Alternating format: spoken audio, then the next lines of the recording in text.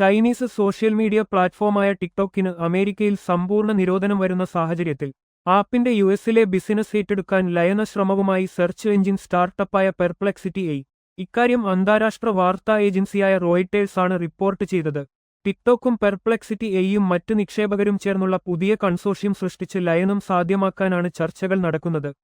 ടിക്ടോക്കിന് അമേരിക്കയിൽ ഞായറാഴ്ച നിരോധനം വരുന്നത് മുൻനിർത്തി ആപ്പിന്റെ യുഎസിലെ ബിസിനസ് ഏറ്റെടുക്കാൻ എക്സ് ഉടമ ഇലോൺ മസ്ക് അടക്കം നിരവധി അമേരിക്കൻ കോടീശ്വരന്മാർ രംഗത്തെത്തിയതായി ദിവസങ്ങളായി അമേരിക്കൻ മാധ്യമങ്ങൾ റിപ്പോർട്ട് ചെയ്യുന്നുണ്ട്.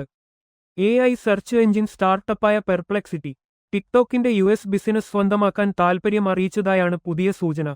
പെർപ്ലെക്സിറ്റി മുന്നോട്ടുവച്ചിരിക്കുന്ന വ്യവസ്ഥകൾ പാലിച്ച് കരാറിലെത്താനാണ് ശ്രമം. ടിക്ടോക്ക് വീഡിയോകൾ കൂടുതലായി പെർപ്ലെക്സിറ്റിയുടെ സെർച്ച് എഞ്ചിനിൽ ഉൾപ്പെടുത്താം എന്നതാണ് ഒരു ഓഫർ. ഇന്ത്യക്കാരനായ അരവിന്ദ് ശ്രീനിവാസാണ് പെർപ്ലെക്സിറ്റി എയുടെ സ്ഥാപകരിൽ ഒരാളും നിലവിലെ സിഇഒയും. സാൻ ഫ്രാൻസിസ്കോയിൽ 2022 പെർപ്ലെക്സിറ്റി എ സ്ഥാപിച്ചത്.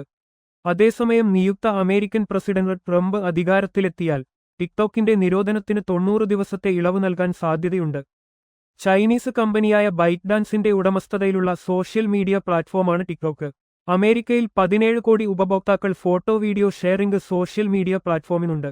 2018 അമേരിക്കൻ വിപണിയിലേക്ക് ടിക്ടോക്കിന്റെ രംഗപ്രവേശം. സമ്പൂർണ്ണ നിരോധനത്തിന് മുന്നോടിയായി യുഎസിലെ ആപ്ലിക്കേഷൻ സ്റ്റോറുകളിൽ നിന്ന് ഗൂഗിളും ആപ്പിളും ബൈറ്റ്ഡാൻസിന്റെ ആപ്പുകൾ നീക്കം ചെയ്തു. ഇനി എന്താകുമെന്ന് കാത്തിരിക്കുവാണ് ആരാധകർ.